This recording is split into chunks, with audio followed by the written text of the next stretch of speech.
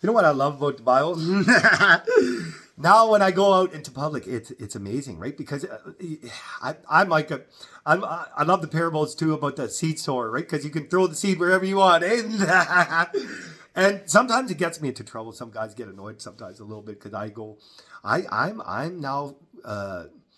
I've even said to a couple of guys, my cup overfloweth. I said, but it's interesting watching it all fulfill in the Word of God, and it's the other day I talked to a guy in the church and he said, yeah, their attendance is going up, eh? Because I'm asking him what is their church preaching about right now, and it's amazing the veil on the eyes, like it's amazing how there's a strong delusion there that you can bring up all these scriptures and some where seeds plant, right? You never know. But he says church attendance going up. Yeah, it's going up. Yeah, of course. This comes down to a worship in the end. This is where they will heap themselves together in the end and this is where they will worship the image of the beast. This is coming down to a worship and problem, action, solution. You bring in all this problems into the world of homosexual, into kindergarten and all this other shit and all that. You can come back to worship because now you can become lukewarm in that transition, right? Now we have to come back unto God and country again, right? And I mean, you try and plant the seed of the Gentiles losing their riches or be greatly diminished too with all these tariffs, right? And the 10 kings and the 10 horns forming. It's just wild for me in my head, just watching it all fulfill, right? But I've been trying to prepare my house for the last couple of years because I can see. I met a guy the other day and wealth there, and I asked him. I hadn't talked to him in 10 years, and I asked him, "Would you be able to give up your riches, right? The camel through the eye of the needle. Would you be able to give it up with that mark in the hand and the forehead?" And he's thinking, right? Because he can see that beast that they give the power to both speak and life now. And I'm also giving them the 10 kings that you guys have heard. I mean, it's amazing of the vials too, right? That one is coming out quite a bit now too, where that sword of the word, I'm planning that because I see Trump just crash the stock market pretty much this morning or starting, right? Well, what's the first vial? Sorry. You know what? You got to excuse me sometimes. There's a lot of verses in my head. It's the seals, right? They're all jumbled up, but all those verses are jumbled in my head over the years, but you know what? It is coming more clear. The seals, right? And I called it the vials. So I'm one of those guys that I say what the word that's in the back, and I put it in the front, and the back. I see over the years. I think they call that something, but whatever. At the end of the day, I don't care. God made every man equal but different, right? He made the hands and the feet and the legs and the arms all to work together for good for those who love Him. So I mean that we can't all be golfers, right? We can't all be hunters. We can't all be doctors. We can't all. This is all the hands and the feet and the work together for good for those who love Him, right? But it's amazing watching all this from the first seal, where the one who sat upon it was given a bow, and he went forth, and a crown was given unto him. He went forth conquering. And it's like, can we not see Trump doing that? And I'm trying to bring it up to the. And he says, like, yeah, okay, yeah, I can kind of see that, right?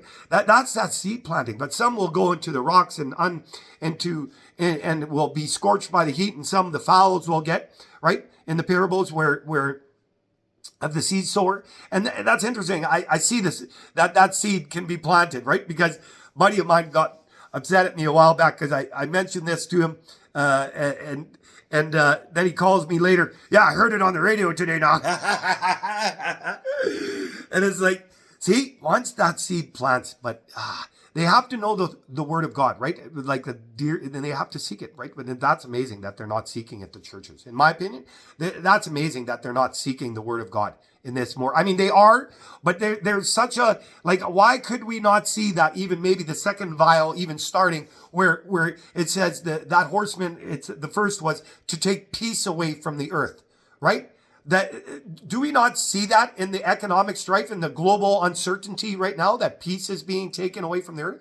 And I believe we'll get that great sword back of free speech online, right? Boop, boop, boop, I don't like you, right? Like, or they will rat you out for your.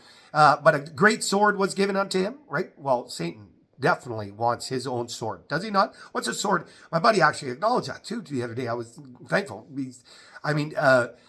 That sword is the sword of law and policy, the sword of the word of God. And I mean, I don't talk about the fourth vial very much, but fourth vial, what is it? It was one that sat upon that horse was, and death and hell followed him, of pestilence and famines and all these things. Eh? Well, if you look at scriptures, that actually lines up with the world as well. Because if you give everybody a sketchy vaccine about 5 years ago, you're not going to kill everybody right away. But if you want to depopulate, right, then you're going to wait.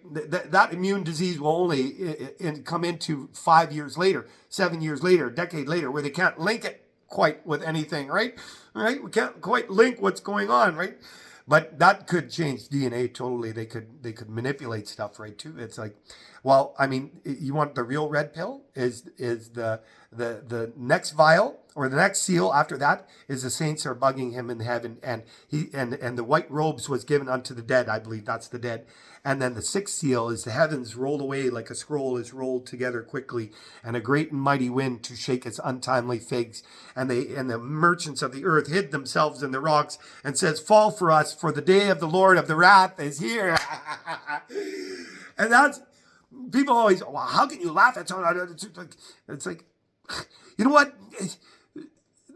Loving God is so easy. It's so easy. Like, people try and attach burdens on all over the place, where they're judging for everything, but yet failing to see the 2x4 in his own eye. Well, the road is very narrow, and the road to life is very broad. But what's the narrow road? Those 10 commandments. Don't have any other gods. I don't have any gods. I used to have idolatry, but I think I love God more than anything in the world already, right? I still do things, but I still love God, right? Don't make any other graven image on the earth or in the earth or underneath. I know you've heard that from me before on here, right? So don't worship Mother Earth. Don't take a day of rest, right? Don't use God's name in vain, number 3, right? And remember my Sabbath and keep it holy. And the Christian church, they're not getting rid of the second tablet. They believe in don't kill, don't steal, don't murder, they believe in don't have any other gods. But Satan wants that first tablet of other gods and don't make any other graven image and remember my Sabbath. Because that Jesus says in his day that he says, for disciples ask him, how will we know the time in the end? He says,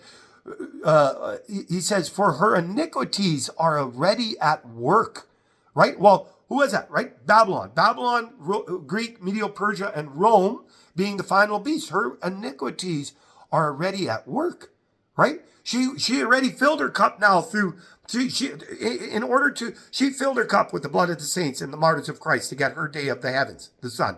She already did that. For 1,260 years, she filled her cup, dressed in purple and scarlet and dressed in gold and silver and having a golden cup in her hand filled with the abominations, right? Abominations, what? Worshiping heaven, earth, and sea, right? For I am a jealous God, jealous over thee with a jealousy godly, that you would be married to another, a harlot, God forbid. Well, what would that be? Paganism, right? In my opinion. But it's amazing how the Bible just perfectly lines this all out, that they will worship the creation more than the creator. They will receive a mark in the hand and the forehead that they cannot buy and sell. And I roll that one back, plant that seed by Christians all the time. Can we not see that AI will be that beast that they give the power to both speak and life? Can we not see that all these vials are maybe taking place? Can we not see that the grapes are ripe and fulfillment, right? Nation against nation, kingdom against kingdom, brother against brother, and famines and earthquakes. BC had a couple earthquakes this last week, but he says the time is not yet. He says when you see all these things, he says the time is not yet, but when you see them all together, know that the time is near. Well, aren't we almost seeing them all simultaneously happen? From pestilence to earthquakes to famines to floods to all these things. But he says, when you see all these things, know the time is not yet. But when you see the abomination of desolation stand in the holy place. Well, what's that? She is the mother of harlots and abominations of the earth. So that means the day of the heavens now is got. Now she's coming after the earth and the seas as well. The heavens, the earth, and the seas. This is why that Revelations has that second commandment 8 times in Revelations. Don't make any other graven image on the earth or in the earth or underneath the earth or in the heavens or the sea. But he also says in Revelations 12, he says that the dragon, Rome, was wroth with the woman, went to make war with the remnant of their seed who keep the commandments of God and have the testimony of Christ, right? What's the testimony of Christ? We don't We believe that he is the new lamb. He is the new circumcision, right? He is the bellier for the meats, right? This is the testimony of Christ. So that's why in the green Sabbath of a day of rest for Mother Earth, all these Jews will be, because they're so drunk on the fourth commandment that they will worship the second commandment. I see that because I try and plant that seed on the Seventh-day Adventist side too, not only the Christian side, that they will worship the heavens, the earth, and the seas too on their green Sabbath, a day of rest for Mother Earth. And all these things fulfilling from the 10 kings and that red letter pill of the 10 kings Christian church. You should know what happens when that 10 kings and 10 horns form. Then she will give her power and strength unto the beast who had the wound by the sword but did live. Two-horned lamb comes like a lamb, speaks like a dragon, right? And who's a dragon? Rome, right? For this is the man of sin, the man of perdition, who opposes himself above all that is called God or that is worshipped, sitting in the temple of God, stewing himself, he is God, the Holy Father, right? This is the man of sin, right? And for no marvel, Satan himself transforms himself into an angel of light. Well, is this whore, this harlot sitting on the beast right now, people's multitudes? Because Revelation 17:15, it says, and the beast that thou sawest where the whore sitteth are people's multitudes, nations, and tongues. Well, what is that? I know the internet is filled with U.S. is the last beast of Babylon. No, it is not. It is people's multitudes, nations, and tongues, which is United Nations. Has United States helped Rome? Oh, I would believe that is been very well, because this beast is going to take control, right? You can see that. Even Mark Carney is Jesuit Catholic, 2 schools, Jesuit Catholic, right? Trump, Jesuit Catholic, Rome. Like that's Rome. She has now the Babylon, Medo-Persia, and Greek being Rome, and they will give her great power, seat, and great authority again. And this will come under all nations, right? And people are wondering, I mean, all the time, well, what's going to happen? What's going to happen? And it's like, how many times you got to say it? The Gentiles are about to lose their riches or be greatly diminished in order to come to fulfillment. For they are rich and need of nothing, right? Because, and he says in 2 Peter, I believe it says, or is it 2 Peter? It says, 2 Peter 6 verse 10, it says, I'll tell you, brothers, the troubles we went through in the province of Asia, we were crushed, we were overwhelmed. We never thought we would live through it. But as a result, that we are more precious than the gold or silver that perishes, that we were refined in the fire, that we will find revelations in Jesus Christ. And this is all tied to the parables of the great fire. I mean, no one will escape this. But God will set free at the end of the 3.5 years, I believe. And this is where the dead will rise incorruptibly when the trumpets will sound, I believe. Maybe it's in the beginning of the 3.5 years. I mean, I know it's not at the end of the 1,000 years, because he says, even if the dead, if God had not shortened those days, not even the elect would survive. Or for such great riches are made, for they will be eating and drinking and getting married right up until the great noble day of the Lord. In 1 hour, such great destruction has come. In 1 hour, such great riches has been made. No, right? This ties to the hour of the dead, and the hour, in that hour, the dead will hear his voice. Or in Revelations, I believe it's 20 or 19, it says, and the rest of the dead did not live again until the 1,000 years were finished. And this is the first resurrection. But Satan has done a great job at deceiving all nations to not watch and be caught, that they will be caught unaware, right? Because they believe they won't be refined in the fire. But that's not truth, because they need to be refined in the fire, right? Because if God had not shortened those days, not even the elect would survive. Well, what, you think he's going to raise up like the whole Christian nation from the whole world, and they're not and they'll be gone? That doesn't make any sense, people. Because why is he going to resurrect? The church serves 2 masters, or they're about to serve 2 masters, right? You cannot serve 2 masters. They're going to serve both church and state with these laws and policies of the word that's coming down unto the graven image of heaven, earth, and sea under Carbon Emissions Reductions Act, right? That you will have an environmental day of rest to do your part. I mean, if you have the money, you can probably buy your carbon offset, but it's amazing watching it fulfill. Like, it's amazing that they will worship the creation more than the creator, right? And I mean, I try and plant that seed everywhere, but it's just amazing that they can't see that the Gentiles, or I mean, maybe they, I mean, I have some buddies that I think they don't want to talk to me because over the years now, because now this is coming, like I guess that's not the exact good verse to bring up, that they'll lose their riches. I have one buddy that actually sees it. He even told me the other day. He said, that's what it means about the camel going through the eye of the needle. Because can you give it up for what you believe, right? Would you give up your wealth for what you believe, for a mark in the hand or the forehead?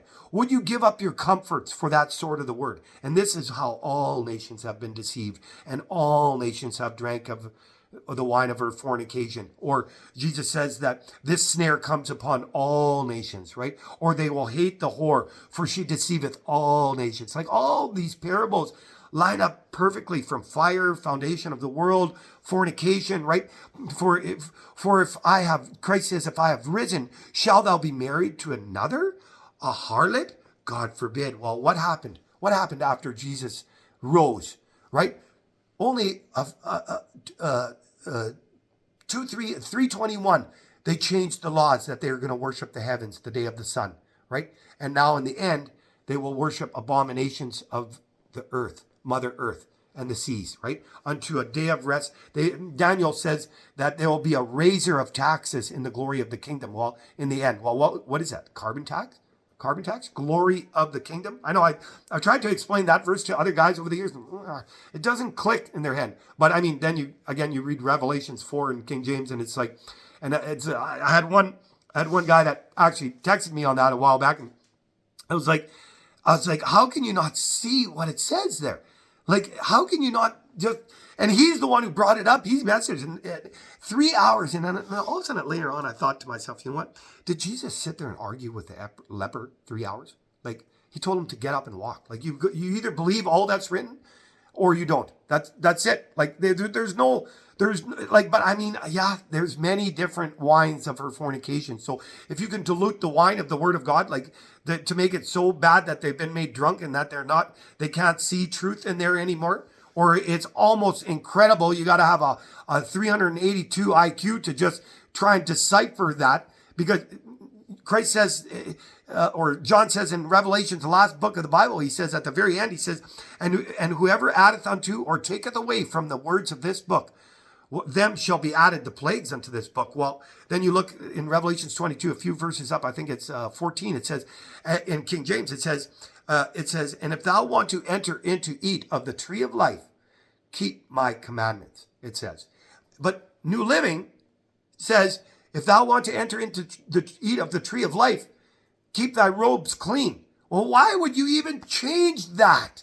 Right? Same as whoever addeth unto or taketh away from this book, same shall be added the plagues unto this book. What, you mean the translation of commandments got somehow misread? Why would you do that? Well, that's the wine of her fornication, right? That they've been given strong wine, strong doctrine, that they would believe of the lie and not of the truth, right? And that's interesting. We've been given truth. Our King James and they had wars across Europe on that word of the God, right, against the Roman Empire. Well, she finally got a deadly wound by the sword, right? And what's the sword? The sword of the word. Those kings in those days that were writing that Bible had had enough of Rome and she got a deadly wound by the word of God, the sword of the word, right? And now she's got her great power, seat, and great authority. But they didn't leave the doctrine that they had got taught, even though they came to the truth, right? And I mean, at the end of the day, Christ is very clear. Those who break even one of the least of my commandments break them all, right? For the love of God is to keep his commandments, right? And for those who say they love me and do not obey my Father's commandments is a liar, and the truth is not in them, right? Well, why did John say, First John say that, right? Why? And it's all over the Bible. People always say I read just Revelation. No. Like this great tribulation is referenced in every book of the New Testament. This great tribulation, or this fire to come down from heaven, or for same as Sodom and Gomorrah, same will it be at the coming of the Son of Man, fire and brimstone. First I baptized you in a flood, And in the end, I baptize you in the fire, or the wheat and the tares, right? That the same as the wheat, the tares are burnt in fire, so will it be at the coming, or so will it be at the end of the world, right? And that's interesting, the parables, that they all just line up perfectly. But it's amazing the strong delusion that they're hearing and not perceiving. Like Christ's parables probably 30 times for those who have a ear, let him hear. But then a few times also he parables, I don't even know, maybe it's 5 or 6 that he says, for their hearing and not perceiving, and seeing and do not understand, or they've been given a strong delusion or a veil over their eyes, or because we should believe every word that is written and lean not on our own understanding. And we should watch and not be caught unaware, right? In the thief in the night parables, he says, if thou would have been watching, thy house would have not been broken into. So now therefore watch. Even in one of those parables, and a parables a bunch of times in different ways, in one of those parables he says, but you, brethren, in the end will not be caught unaware that day. And why? Because they're watching. Right? Even though he says no one will know the day or the hour, only the Father, but we're commanded to know the seasons. Why does he say that like that? That no one will know the day or the hour, right? Because only the Father knows. But I see what he means, because in that day, they will be watching all these things taking place. And that you could see that if that abomination that makes the churches desolate stands in the holy place, right? Now hear me out in the hour parables. For the hour has come, and fear God and worship him who made the heavens, the earth, and the seas, and the fountains of water. Well, so that would be the graven image of an environmental day of rest from Mother Earth. So in that hour where they're going to make that global, and he gives even more in Daniel, he says, that beast will make a covenant with many, but he will break it after 1 week. In my opinion, in Daniel, what he's talking, because that beast that he's talking about, he says he comes to change times, dates, and laws, right there. And then right before that in 7, and then he says that. So would he not want all the word of God gone, or at least the first tablet? It's just amazing watching it all fulfill, right? And even Jesus says, you break even one of the least of my commandments, you break them all, right? Well, he already got, I think I said that in this video already, that he got the day of the sun, and now he's after the abominations of the earth. So would we not see that hour? And the dead will hear that hour, the dead will hear his voice in that hour, or I bestow you a mystery, the last trump, and the trumpets will sound. We can see all these things taking place, right? For the time of the dead to be judged, or they will be eating and drinking and getting married right up until the great and noble day of the Lord. In 1 hour, such great destruction has come. Or even when the heavens roll away like a scroll is rolled together quickly in a great and mighty wind to shake its untimely figs in the end of the seals, right? And I got to apologize the other day. A lot of videos, a lot of verses piled in my head, but they're all coming together. And it's interesting that in the last vial, that's a half an hour space between that heavens rolling away in a great and mighty wind and the first trumpet of fire to come down from heaven and scorch 1/3 of the earth. That's a 1 hour from Revelation 6 to Revelations 8, right? And it might be at the end of but that's a half an hour thing. So do we believe that heavens could roll away like a scroll is rolled together quickly? Do we believe that God could make the heavens, the earth pole shift and a great and mighty wind, right? Pole shift. And then boom, from the sun, 1/3 of the sun be smitten and 1/3 of the moon not give her light. Do we believe that? Like, I think that in my head, it makes perfect sense what is written. And through the knowledge, as even in Daniel, it says too, in the end, that the knowledge will grow rapidly and people run to and fro, right? It's amazing the scriptures predict all this, but yet people don't see it. I don't think they see it. Many of them. And I don't know how many minutes am I at? 24. I know this is a longer video, and sometimes I get going off on distractions, but I'm just shocked how the church, I can't find one church that shows this 10 kings, 10 horns forming, or talking about the seals of Revelations being fulfilled, or the mark in the hand, or the forehead, or the graven image of heaven, earth, and sea, that they will worship the creation more than the creator. I can't find one church that like, if I found one church that would preach only the word of God and leave all that other garbage out about their motorbikes or their vacations or their little things. Like let's keep it to mainly the word of God. And church, I would say engage your people, because there's going to be some people in that congregation that would refine that fire as well, right? Like everybody comes to listen to one man. He does his little speech. He goes for his little lattes and all that, or whatever he does. I don't know, donuts and all that. And they're not studying the word of God properly, because this is about believing all that is written and leaning not on thy own understanding. For every word written is given for us for instruction, reproof of doctrine unto righteousness, right? That this is, we will be judged by every word written in the book of life, slain from the foundation of the world by our works, it says. And that's interesting that the church are not even connecting the dots of, and I know lots of guys try and say I read Revelations, but it's all over. It's Old Testament and New Testament, man, every single one. And it's amazing how, like, once you start, well, doesn't Matthew, Mark, Luke, John, Acts, Romans, all these Corinthians, all of them talk about this last beast and the fire to come down from heaven and all these things? Doesn't they all say that? I mean, certain ones talk more. But the Gospels give all the parables as well. But right, of the seed sower and the fire coming down from heaven, or like the wheat from the chaff gets burned, or it's all over the place. The Word was God, and the Word is God.